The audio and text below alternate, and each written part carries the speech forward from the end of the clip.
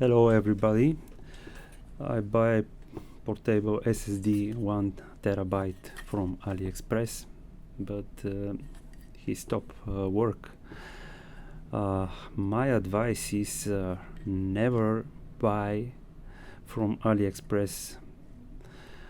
Let's see what's inside.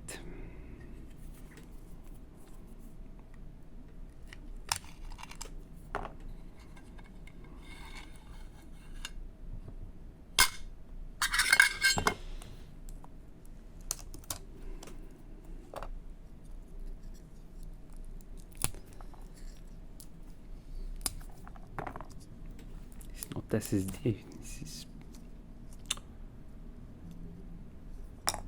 flash drive.